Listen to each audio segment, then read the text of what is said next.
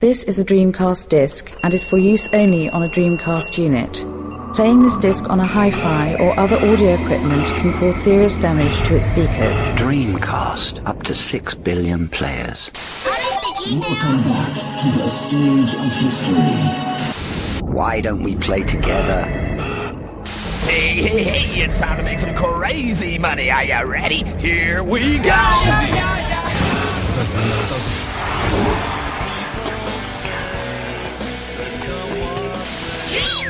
Please stop this disc now. Welcome to the Dreamcast Junkyard DreamPod. This is episode 16, I believe.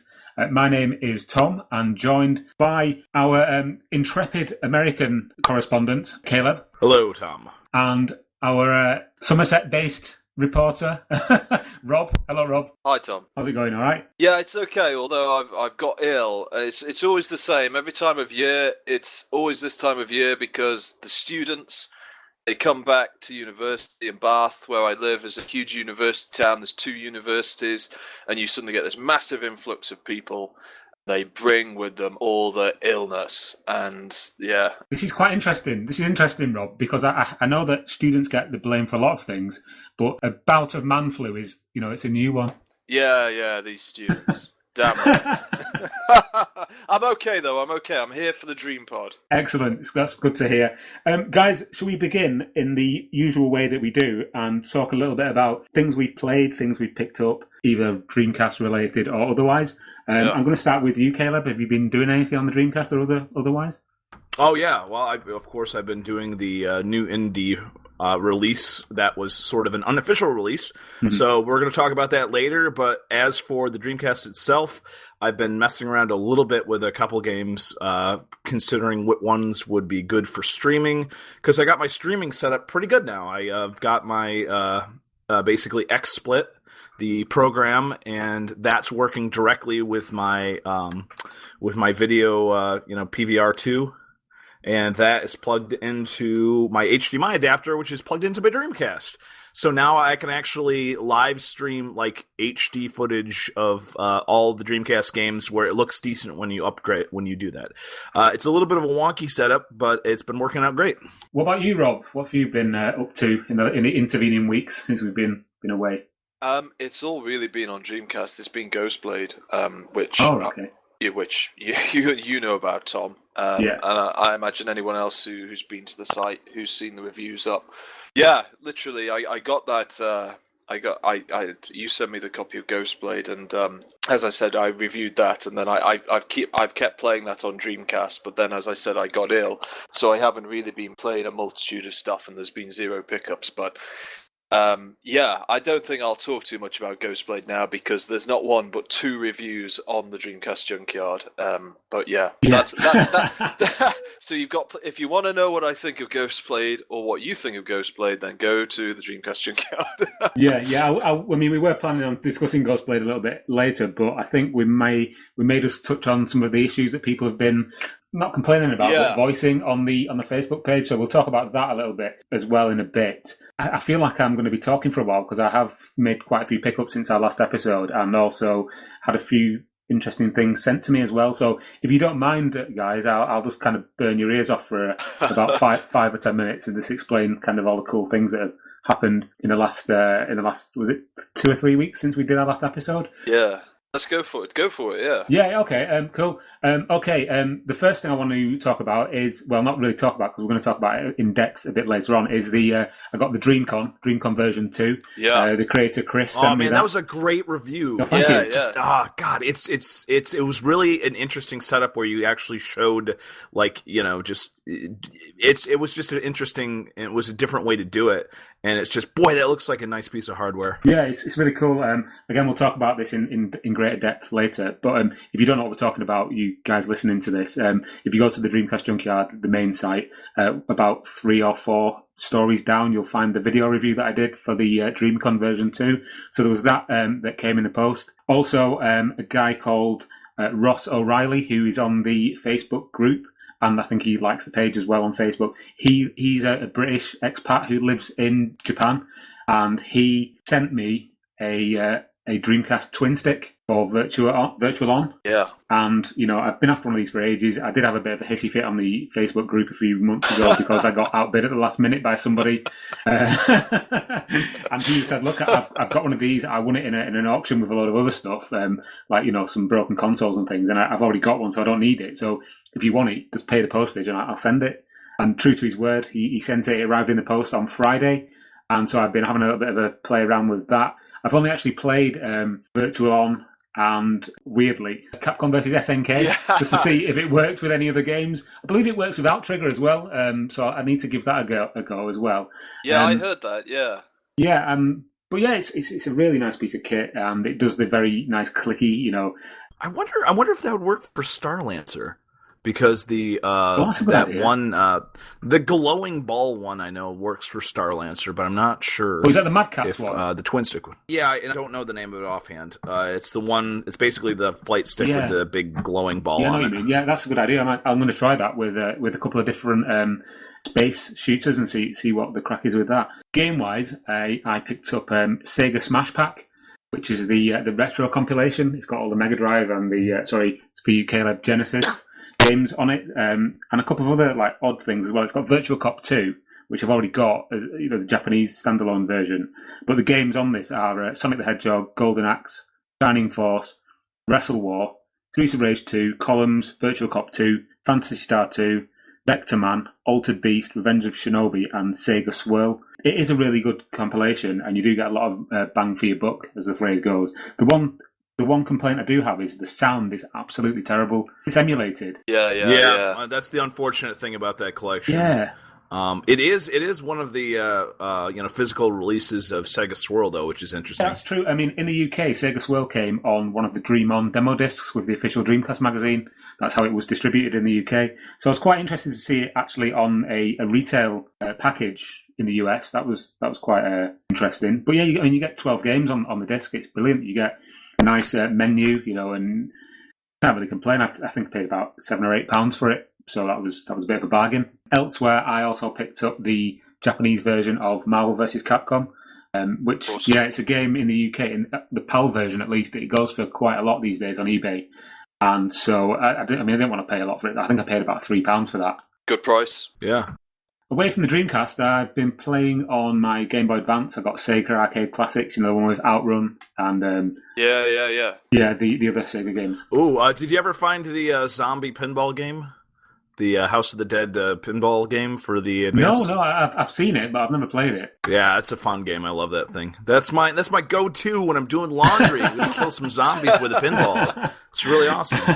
Yeah, I'm telling you, if there's any system that was perfect for doing laundry, it's got to be Advance, because there's so many great games that are just perfect for putting in for about an hour while you're waiting for the thing to dry. I've got is it the 101 as well with the backlit screen?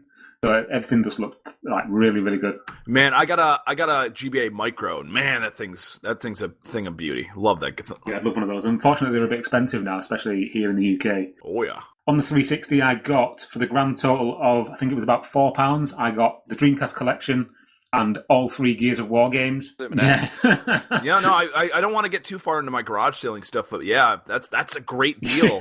Especially, I think, for the Dreamcast collection. Was it in good condition, complete and everything? Mint condition. Yeah, see, now that's the thing. I've been getting some decent pickups on the 360 and PlayStation 2. I got, we have this... you guys don't have Redbox over there, right? No.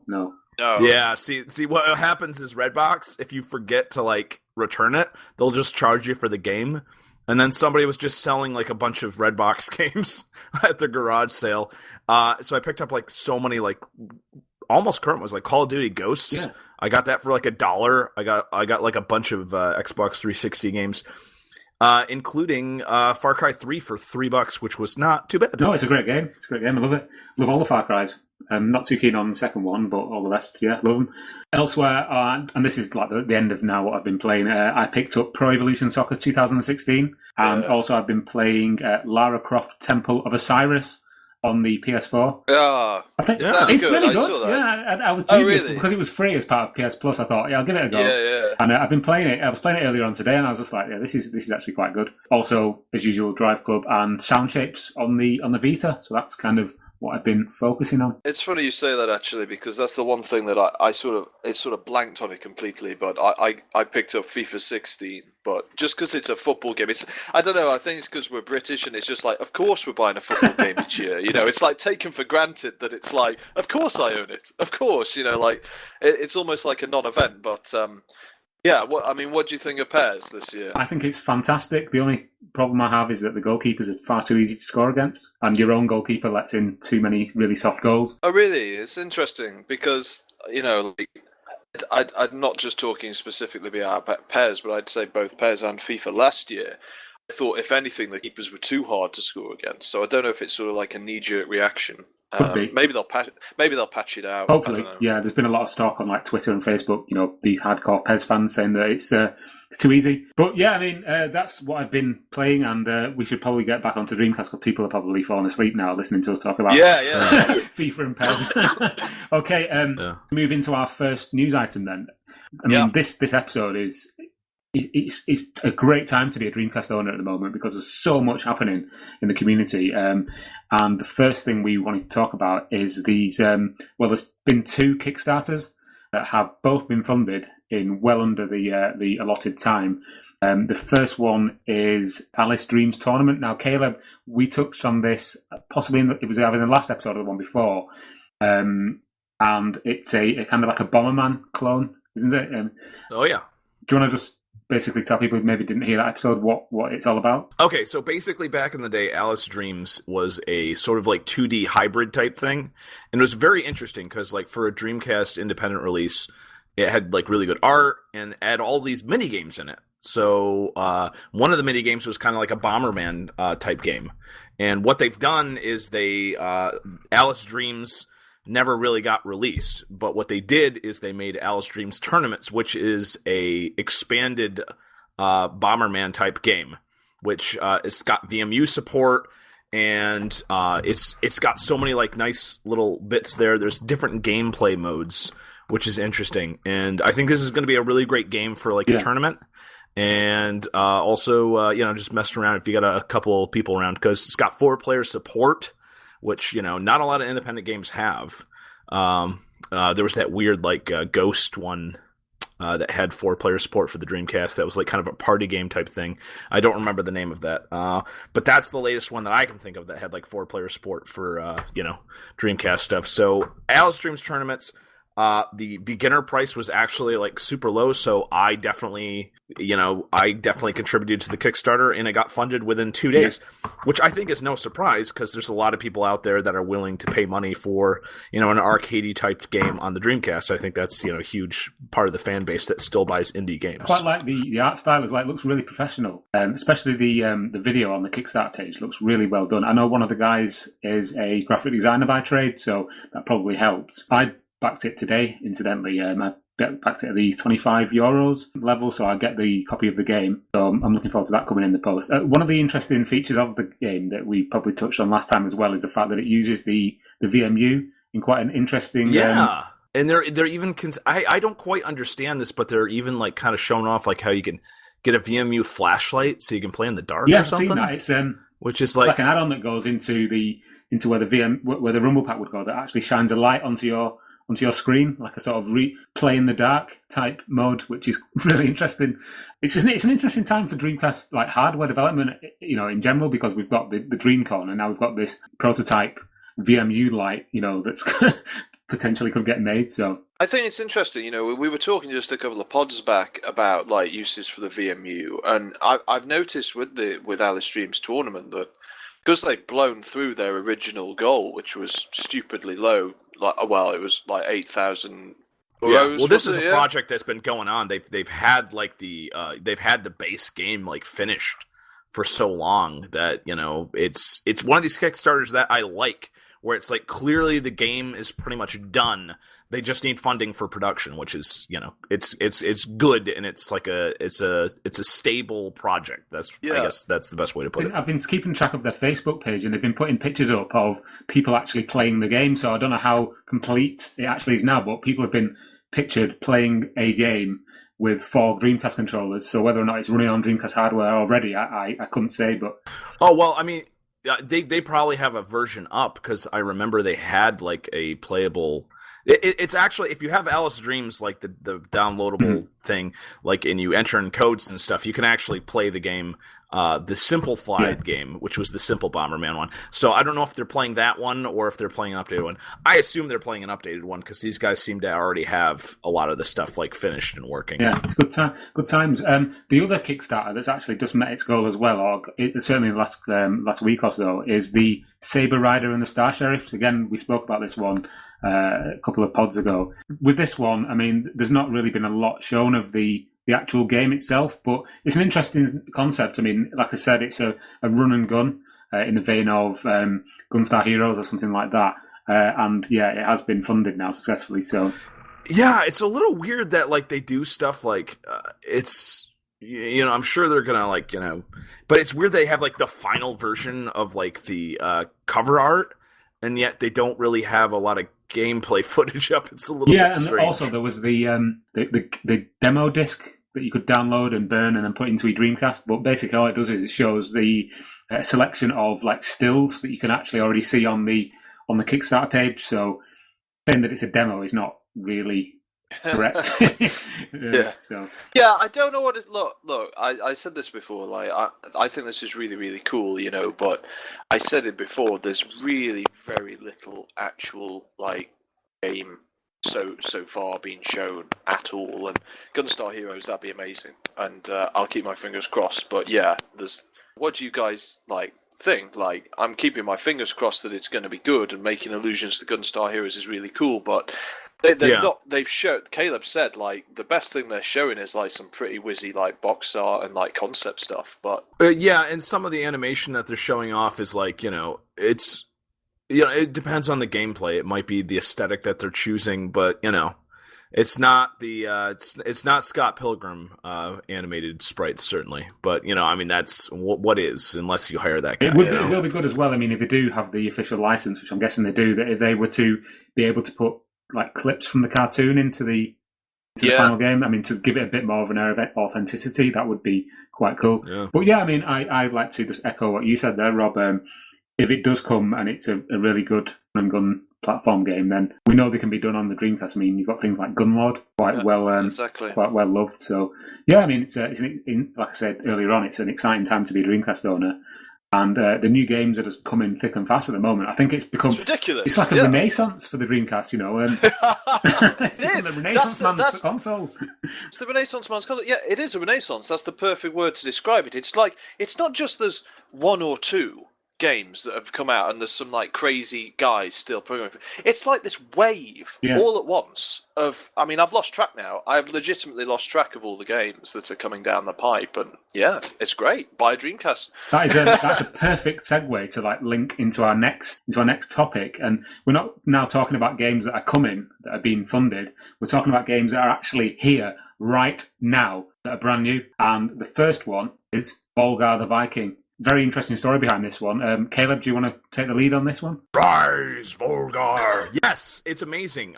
So basically, what I believe happened is they were going to do a Dreamcast version, so somebody on the Volgarr team programmed the Dreamcast version of Volgarr the Viking, and then they ended up deciding, because of production costs of CDs and whatnot, they decided not to do it. So then the guy got the permission to just kind of unofficially put up this little website for the Dreamcast version, where you could download the CDI, you could download the graphics.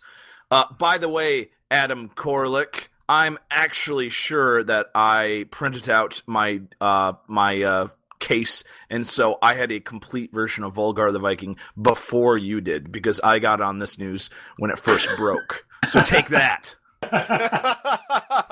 So yeah, no, it's great. You know, I printed up the DVD, like, you know, box art and stuff. It's amazing. It's so I have like Volgarr the Viking, like, you know, in a box, and you know, I was streaming it online. And the game is just it works perfectly. There's no I have Volgarr the Viking for PC on and it's literally, the gameplay is like just, it's so smooth and good. And it's just it's very just amazing that they didn't consider. Now, I did say that some game companies might consider doing this, where instead of doing the whole cost of doing professionally printed CDs and boxes and stuff, that they would just say, okay, well, here's the CDI. We're just going to host it on the web, and then you pay to download it, and then you have to burn it on a disc to play it, or you can use the CDI on an SD card or something like that. But what they did in this case is that the company just basically just released it for free, which honestly, I think a lot of these games that are coming out for the PC, which are indie games, which are throwbacks, which, are working on, pixel graphics and stuff. I think a lot of these games, they're going to take a look at that and say, wow, there was a lot of interest when this Volgarr game was released on the Dreamcast. And, I was a little bit disappointed that there wasn't as much press about it. Volgarr the Viking live on YouTube. You can see me try to play it. I've gotten better at the game. I've actually gotten to the second level. I mean, what was your impressions? I saw that you put a video up there too where you were playing it with the wireless controller. Basically, my history with downloading and burning games is very hit and miss. So when I downloaded the CDI and burned it using Boot Dreams, I wasn't overly optimistic that it would actually run in my Dreamcast, but then when I put it in and I realised that the Dreamcast was actually reading something that I'd burnt myself, I was like, what is this magic? It's actually working. And then, it sprung to life. And I was like, oh my God, I've actually burnt something that works. And then it was literally, my jaw was like hanging open that I was actually playing a game that previous to that morning when I did it, I'd never heard of before. And then, this wonderful pixel art, and it's got all the music and all the effects, and it's got all the controls, even little things like you would expect in like a modern game that you wouldn't expect in like a free downloadable game, like prompts on the screen telling you what to do next, how to control the character and all that kind of thing. I was aghast that this was free. One other thing that I have to note though about the game is that it's so difficult. I mean, I've not actually got past I've only got not even halfway into the first level yet before every time being killed and having to go back to the start. So I got to the second level, and that's a solid 2 hours of game playing for me, because I picked it up and I was messing around for about 45 minutes, and then I did another 2 sessions, and it was about it's 2 solid hours of gameplay that I was really enjoying, and I would just get a little bit further every time. And so I did get to the second level. I got the fire sword, found the secret potion. Once you get to the second level, do you have then the option to start from the start of the second level next time you play? Or once you die, then you starting from the second level. Yeah. I haven't played this. Oddly enough, I didn't have any knowledge of it at all. When you say it's really hard, I've seen a bit of footage obviously since, because you guys put stuff up. Is it like Spelunky? Is it like you're just punished by the environment for any mistake? It's Spelunky tries to get the old school aesthetic, but Spelunky's a little bit like I don't know how to quite describe it. Spelunky's a great game. It's a little bit floaty, so sometimes you can kind of get into situations really unfair. Volgarr the Viking, if you pull off the right move, nothing can touch you. It's just the controls are so good that it's a hard game. But the controls are so tight that it's whenever you die, it's because you screwed up and you did something wrong. To me, it kind of it has an air of ghouls and ghosts. Yeah, Rust. It's got ghouls and ghosts, and then it's got the visuals of Rastan or something like that. Maybe. Yeah, it's like I say, I thought it was great, and to be given this game for free, then I have to applaud Mark Hall, who did the coding and the release. So yeah. If you want to know more about this game, then head to the Junkyard and you'll see that we've got an article.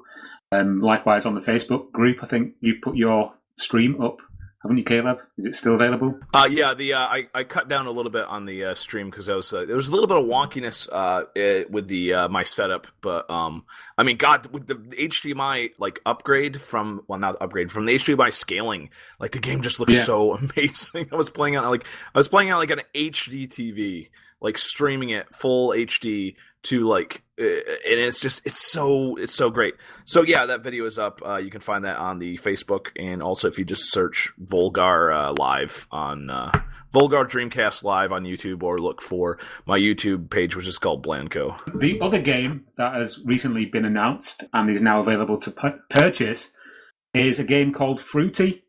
And this looks like quite a basic looking puzzle game, but one of the puzzle games that you know the type. It's really easy to begin with, but then gets really difficult as you progress. I've not actually played this one yet. But I have purchased it, and it's on its way, I believe. But it costs €2.99, which is about £1.80 or something. And it comes in a DVD case with a printed inlay. It's got a proper pressed CD. So it looks really good. I have no idea how they're covering the costs. Yeah.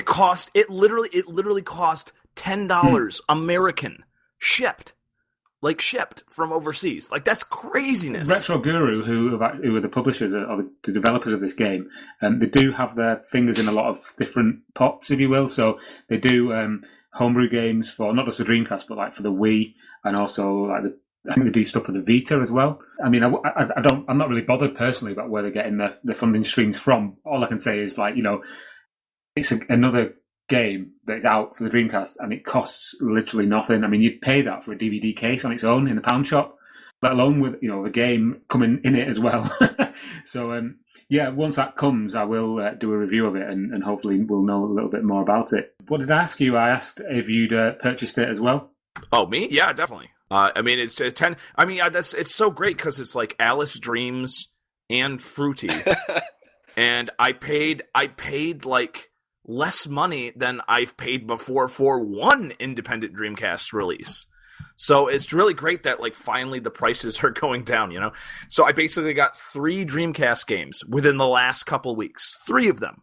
For less than I paid for, like, the last independent release that I bought. It really is. It's insane that there's so much support coming for the Dreamcast. It makes you think, what else is coming? I know Retro Sumus, who are working on Amoeba, are also in the very early stages of working on another new game called Xenocider, which we've spoken about before on the pod, but is actually now taking form as a really cool-looking Space Harrier clone with, you know, nice visuals and polygonal enemies and characters. So that's on its way as well. I mean, where's it going to end up? And then obviously we've got the big releases from people like Elysian Shadows and Goat Store with Hypertension and Slave. I really want to play Slave. It looks fantastic. I've got to get a copy of that when it comes out. For sure. Yeah, but yeah, and just on this subject, I think we should kind of move on to our next topic of discussion, which is something we spoke about in the intro, which is the Ghostblade. Now, we're not going to talk about the game itself. I wanted to just address a few issues that maybe Hucast, not so much PlayAsia, but definitely Hucast are having. And that is that a lot of people have been not complaining, but commenting that they paid for the game like years ago and they've still not got it. So, I mean, I emailed Hucast and asked whether or not, you know, there's an issue or if we could do anything by maybe putting out not a press release as such, but just like a statement from them. And they were quite, you know, genial and said that everybody who's ordered it should be receiving it in the next few days. So hopefully everyone who's ordered it should have it by the time this comes out. We got sent a review copy, so we didn't have any of the issues that a lot of other people are experiencing. But I can totally appreciate the frustration that people would have. Not just that, but one of the other criticisms that a lot of people are laying at the game is the fact that some of the features that were handed around as the killer features in the game have been removed during development, such as the caravan mode and a lot of the graphics effects. Now, I wasn't aware of this because I didn't back the game originally. I just knew of its existence. So when the game arrived for me to review, I was literally looking at it with fresh eyes. You know, I knew the game was coming, but I didn't know any of the history of the game. So I reviewed it as, like I said in the review, as a novice. You know, this is a game new to me. These are my initial impressions.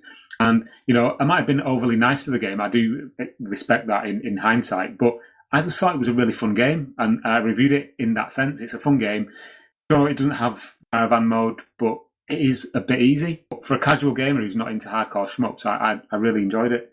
I don't know. What do you think, Rob? About the game or about the issues? Like both? I think it's too soon to really call it like an issue. I don't think they are complaints. Like maybe when as I said, like Hucast have said that people should have received, you know, they should receive their games in the next couple of days, and if they do, then that's fine. I mean, I can understand. I think I maybe empathise a little bit with Hucast. Like, don't get me wrong. They've taken people's money, you know, and they've made promises. And when a game's done and, you know, the reviewers are reviewing it, then if people have paid money, and specifically paid money years ago, like they should be the first people to be playing the game. So I can understand that frustration. Equally, Hucast, they're not like a megacorp, and I can empathise a bit in getting the quantity, because I'm getting a feeling from them. We don't have any numbers, but I'm getting a feeling that it's been very popular, and they've had to get a hell of a lot of the games out very, very quick in a very short space of time. So I think there's probably just a slight delay on some people receiving the games. We'll know more by the end of this week that this pod comes out, but I'm going to guess that everything will be fine. In terms of the game, I'm kind of like you. I came to Ghostblade basically early this year in terms of my knowledge of it, really, and I think I agree that if you were a hardcore shmupper and you'd been, when you'd originally back to the game or been following it, they promised all these things in 2013, like the caravan mode and time attack and all the rest of it. I think I'd be a bit miffed, because it's an easy game, and if you're very used to playing shooters, then you're going to blow through it within a day, and maybe you'll play it a couple more days, but really. And we've said this in our reviews, the reviews stated, like, that there's a training mode, but if you're an advanced shmup player, you don't really need that. So there's nothing but running the 5 stages with the 3 different ships, and once you've done that once each, then what else do you do? You know what I mean? Like, just in terms of game modes, I'm not sticking it to the whole game, but just in terms of game modes, stripping them back. It's probably a little disappointing for some, but I'm going to guess maybe that. Or I'm not going to guess. I don't want to, speak for other people. But I think maybe for a quite decent percentage of the people who have bought Ghostblade, I think the package is probably fine. But I don't think, like you, Tom, yourself, like you've just said, you're not like smashing the game against the wall, going, "Where's my caravan mode?" Like it's unacceptable. Snapping the disc in half. You know what I mean? Yeah. I think like. And I hope at least, I could get a lot of heat for this, but I think that's going to be quite a few people's opinion. It's a tough one. I mean, I don't want to be too hard on the game, because it all intents and purposes, it is a new Dreamcast game in 2015. I know we've had a couple of others which were free, and I think a lot of people's problem is that it's not expensive, but you're paying money for something and you expect a certain amount of longevity in a game. So you do. I think that's the issue. I agree with you, but I think like some of the I don't want to just wail on Call of Duty, but like I can remember some of the Call of Duties, and like I suppose people would say, "Oh, well, you buy that for the multiplayer," but some of those games, you like the campaign in and out like in 6 hours. Yeah, so something stupid like under 6 hours, and you're paying like I don't know $60 US or £45-50, and a lot of the time I would say that. Money and like in terms of the breadth of a game, the amount of content you get, like a lot of the time it doesn't mean like more content equals good, less content equals bad. I think Ghostblade is well priced, and I think that you get a decent package, and I think it's a slick package. But if you're going to turn up and go, well, I need all this for my money, then you'll be disappointed. Yeah, just to give not a fair comparison, I would say, but a few months ago, maybe probably a year ago, I bid £80 for a game for my Atari Jaguar, which was Fender 2000. Heard that it was all right, Yeah. But because back then I was hardcore collecting for the Jag, and it came and it was a pile of shit, and like I was thinking, what have I just spent £80 on? But yeah, this game costs like £23, is it? Obviously plus postage. So Look, I agree with you. I think that sort of comparison is fine, and it's made me think like, let's compare it to the last shmup that I played and reviewed for the Yard, which was Shikigami no Shiro 2. Now, admittedly, I bought the collector's edition on that, but that was £70 and yes, there's more content in that game. The price difference is huge, and yes, Shikigami no Shiro 2 is slightly more professional because it's come from a huge studio. But I don't agree with people that Ghostblade isn't good value for money. You've also kind of hit the nail on the head there as well. What you have to remember is that Hucast are they are quite a small concern in the grand scheme of things. They're not a massive organisation. How many people worked on Ghostblade? I'm not entirely sure, but I can't imagine it being more than about 5 or 6. No. Yeah. Plus we got to realize too, the whole collectible thing and the whole kind of eBay price bubble right now for video games. Prices I think seem to be kind of at an all-time high for video games compared to what they were about, just 10 years ago. It's just a lot of these people buy these games and they buy them as collector's items, and that's going to drive the price up because you got a lot of people keeping these games, new, sealed, and they're basically buying them as collectibles, not as actual video games. I think we've spoken enough about the Ghostblade. I loved it. Rob, I think you loved it as well. It was good, yeah. Yeah, hey, Tom, I gotta say, Metro gave you a really nice shout out there. That was real nice of them, huh? That was great. I wasn't going to talk about this, but for those who don't know, let's be careful. Let's not discuss that. All right. Okay, moving on slightly. Another new development for the Dreamcast. Again, something we've spoken about in past episodes of the DreamPod is the wireless controller, the DreamConn. Now, the guy who created the DreamConn, Chris, he sent me a fully working retail unit, if you want to call it that, exactly as if you bought one from eBay, this is what you would get, and it came in an official Dreamcast controller box. It came fully wrapped in cellophane with a little cable already wrapped up with a little piece of that sort of wire you get around wires in new things. I know what you mean. And it's absolutely brilliant. If you've seen my video review on the Junkyard, you'll know that it works perfectly. One thing I was expecting, because it's like Bluetooth and obviously it's reverse engineered technology, I was expecting it to have like lag or something, or there would be some caveat to not be as good as it initially seemed on first impressions. I can categorically state that it is every bit as good as you would hope it to be. It's just like having a controller plugged into a Dreamcast with a physical wire. I can't find fault with it. It's absolutely stunning, and the fact that it's got 2 VMUs built in as well.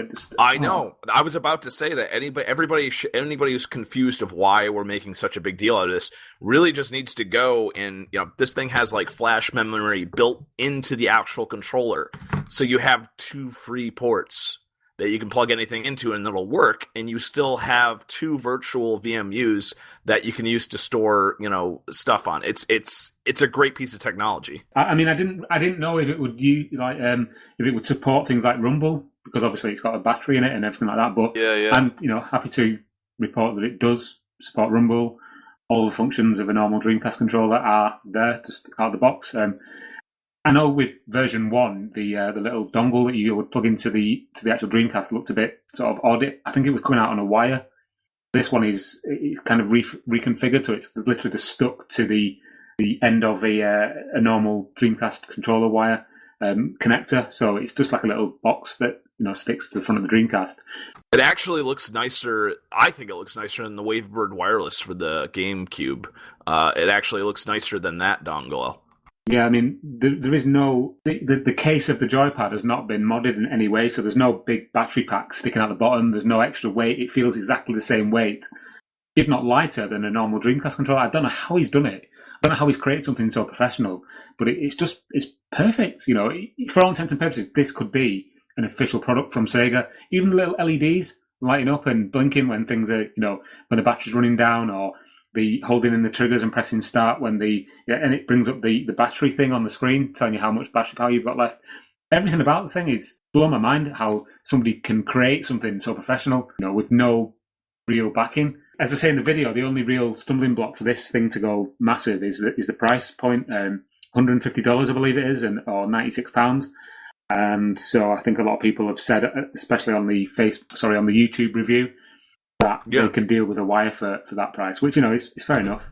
Yeah, I mean, it's the thing I always talk about. It's like when you get something that's professionally made and it's like handcrafted with care, like the people that make the Hanzo VGA box, they just did a restock of VGA things, and I bought one of the Kuro units. and that's what I've been using to stream my Dreamcast games live. I have to do a proper review on it because it's just an amazing piece of technology. And it's like people say, "Oh, why don't you just buy the $20 piece of crud?" And it's like, well, because people clearly have had issues with that, and they don't. It's great on you if you get one and it works properly, but like. The build quality on this thing and like the little extra features that it has, like it just works so much better, and it's not that much more expensive. Like the Kuro, I don't know what the price I paid on it. So it's shipped all the way from Turkey, the most delicious country, and it's I'm gonna butcher their names, but it's the Bihar Brothers or Behar Brothers. If you just look up Hanzo Dreamcast, you can find their website and stuff. But yeah, no, it's just it's people who like might not know a lot about technology and electronics. They might not understand why it's so great to have something where it's like it's built this tough and this good. Yeah. This thing is clearly going to last me forever. And I think the previous VGA box that I had, it was getting to the point where I was like kind of babying it a little bit because I didn't want to break it. Yeah. Yeah, like I agree entirely. I think the market is there. Like I appreciate what people say that they can deal. They can pay like I don't know how much you can pick up a wired controller for, but they're not going to blow £100 just to get rid of a wire. Well, the wired controllers for the Dreamcast are getting more and more expensive. Like I was actually shocked to see that the eBay prices actually went up. I don't know what they are right now, but it's like, I think like if you're in a shop or something and they're going by eBay prices, they're going to try to sell you one for like, $15, $20. I mean, much less not one that's like been cleaned up and in a box and stuff like that'll go for even more. Yeah. I agree with you. I think the point is that the market is there. Like, I think there are people who like places that customize controllers, customize consoles, they're springing up all over the place, or that's certainly my opinion. Like people want something that, as you say, with the Hanzo, is like really professionally put together, and it's kind of a bit personal to you, just in terms of the fact that there's not a limited number in terms of rarity, but you know what I mean? There's like a run of these products, and I think as well that there are people who have that money, like a lot of gamers, even if you're a Dreamcast guy, like imagine you're a teenager with a Dreamcast now, however many years down the line, you're going to have a job, you're going to have the money, and you're going to, if some people are going to want that, they're going to want this sort of executive controller. And I think you're right there, Rob. This thing is aimed at somebody who is a hardcore collector and wants something new for the Dreamcast, I will say now that I didn't actually pay for that one. That one was sent to me to review. So I didn't put down $150, £96 on one. But somebody who has that kind of money, I would totally recommend it because it's a nice thing to have, and it's a unique thing because I think he only makes them in batches of 10. So there's not that many of them around, and in years to come, that thing will be worth who knows a lot of money. But it's not about money; it's about having a love for the system. One thing I didn't mention in the review is that I did ask Chris if the technology was like transferable to other peripherals. And he said, theoretically, any peripheral for the Dreamcast could have this technology built into it. The only thing that he said that he might have an issue with transferring this to would be the light guns. But, in future we might see wireless arcade sticks, wireless twin sticks, and, wireless light guns in future, which would be great. Well, people have already done stuff like that where they did the hack job where they basically convert the PlayStation 2 controllers. Right. So they get the wireless units from the PlayStation 2 controllers, and then they kind of just do a hack job where it's like, now you have a wireless controller that works on your Dreamcast. But it's clearly nowhere near this level. No, I've never seen that before. I'll have to have a look into that. I didn't know about that. That's really cool. Like, I like the idea that it could be used in all the peripherals, but knowing full well what sits within inside an official Dreamcast arcade stick, because I've modded them, I think the challenge would be significantly less. You've got so much room to play with. I think the thing that's so impressive with the official Dreamcast, the DreamConn, the version 2, this version 2, is that he crams it all in just the Dreamcast controller shell. I mean, I've taken enough of those things apart to clean them and whatnot to know that there's a very small amount of space inside. Yeah. One other thing that was mentioned as well, I was following a forum thread on the DreamConn. I think it was on Assembler Games or Dreamcast Talk, one of the two, where somebody asked Chris if it would be possible to transfer the rechargeable battery technology into a VMU, so that when you plug a VMU into your controller, it actually charges the battery up, so then you don't have to keep in these new CR302s or whatever they are into your VMUs to keep them, playing while you take them away from your Dreamcast. And he said, again, theoretically, yes, that is possible. So you never know. In the future, we might see rechargeable VMUs start to come out as well, which would be so cool. Yeah, I mean, you'd have to change the type of those batteries, though, wouldn't you? It'd have to be one like in the Dreamcast system, the rechargeable ones, because ones in the VMUs are non-rechargeable. Well, yeah, that's what I mean. Yeah, could the technology inside the DreamConn be transferred to the VMU so that you could have a rechargeable VMU? That'd be ace. I would agree that that's ace, but hey, you got 2 VMUs built into this controller already, so yeah, that's true. Yeah, but it's like, again, I keep saying this, but it's an exciting time to be a Dreamcast owner and a Dreamcast fan. So who knows where what could come in the future. There's so much really cool stuff happening. There's so many really clever people taking control of this thing that. Customized consoles, customized controllers, new games like port games. Being done to move games over from one system to the Dreamcast. It is incredibly. It is the Renaissance. I'm using that word. That's it. It's the Renaissance. It's the Dreamcast Renaissance. Right, guys. So yeah, I think we've touched on that enough now. Next couple of sections are just going to be like some information bursts from us at the Junkyard. The first one is that we will be attending Play Expo Manchester, which is the UK, certainly in the UK, one of the biggest gaming events of the year. And we will have our own little sort of section in the retro gaming area. We'll have not a multitude, we'll have about 4 or 5 Dreamcasts for people to play on. And we'll have different games running on each of them, including the Ghostblade. And we will also have the DreamConn for people to try out, and we'll be talking about that.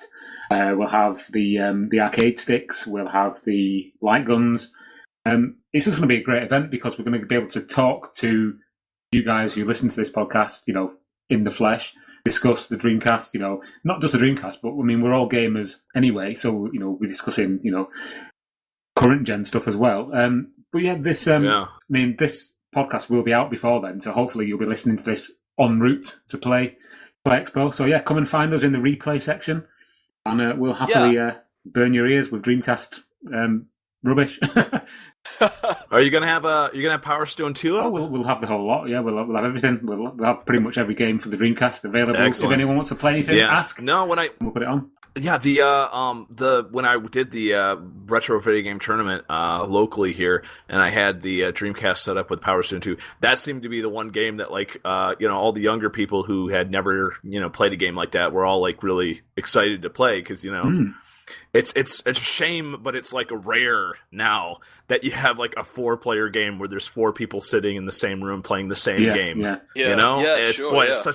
That's really such a shame that there's so few games that are doing that. It's a shame now. that Alice Dreams Tournament isn't coming out sort of now because we would have been able to take it with us and have these tournaments at the event. But yeah, it would have been perfect. Yeah, exactly. Yeah, email them, see if they'll send you a build CDI or maybe just the original game because I know the original game is workable with 4 players. So see if they'll send you something like that. Yeah. But yeah, I mean, Play Expo Manchester is, like I say, it's probably not the biggest. I think EGX is probably the biggest. That's Eurogamer. But it's definitely one of the biggest in the country. So hopefully, come on down to that and we'll see you there. Guys, is there anything else you wanted to discuss before we kind of wrap this one up? I'm going to be on YouTube. Basically, just on my username is Blandco. It's Bland and then CO, Blandco. I'm going to be doing some more Dreamcast streams. So if you want to see the ghetto setup that I have for Volgarr the Viking, or if you want to see some of the streams that I'm going to be saving, check that out. I'll try to give a shout out on the Dreamcast Junkyard fan Facebook website when I'm going to be doing some streaming, live streaming with Dreamcast games. So check me out there, and maybe I'll do Volgarr again. You guys can see me die a half a dozen times. I like the way you described your setup as ghetto. I think I'll be getting involved with that. A couple of shout-outs I wanted to give as well before we go. Again, Chris, the reason I'm not saying your surname is because I'm not sure if you want me to, and secondly, I'm not entirely sure how to pronounce it. This gentleman is Greek, So, take from that what you will. So, Chris, thank you very much for sending the DreamConn for review. That was very much appreciated, and hopefully you'll sell many, many more of those, because you deserve to, and it's a brilliant, brilliant piece of kit. Can we endorse that kit? Is like the DreamConn 2 endorsed by the Dreamcast Junkyard? Chris, if you're listening to this, let us know. I'd like to. Rob, what? We'll have a picture of what? Tom giving a thumbs up on the box? Yeah, or something? basically that. I approve of this joypad. Approved by Tom. Yeah. Another person I wanted to give a shout out to is a guy called Brian. He lives in the Massachusetts area around Boston. He asked me to email him he asked me to email him the template for our flyers for the events that we do, and he went on his own back to print them out and then spread them around the retro video game shops in Boston to give us some more sort of exposure. So massive thanks to him for doing that. That's amazing. That's amazing. And also, again, a big shout out to Ross O'Reilly, again, the guy who sent me the twin sticks all the way from Japan. I really appreciate that. So thanks to you, Ross. And I think we'll leave it at that. As is the norm here on the DreamPod, we'll let you know that we've got our own website, which is www.thedreamcastjunkyard.co.uk. We're also on Facebook at facebook.com/The Dreamcast Junkyard, and also we have a group which you will find if you go onto Facebook and just type groups Dreamcast Junkyard. I think we've got just under 600 members now, so it's quite an active group as well. People can sell things on there, just chat about Dreamcast in general, have the odd argument. It's all good fun, and we're all on Twitter as well.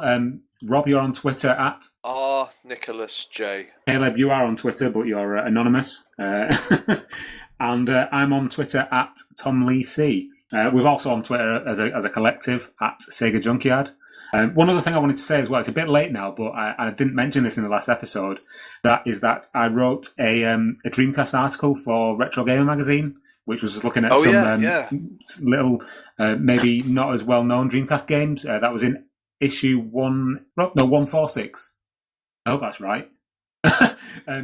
I'm going to say yeah. Well, yeah, it's the one with a Neo Geo on the front anyway, but I didn't mention it in the last episode because I wasn't sure if I was allowed to, but apparently I am. So yeah, go and buy that and read my feature on page 86. Yeah, it's top rate. Yeah, so that's us guys. It's been a really interesting episode. We've had a lot to talk about, and as we've kept saying over and over and over again, it's a great time to be a Dreamcast owner at the moment. Rob, this is the age of what? The Dreamcast Renaissance. Excellent.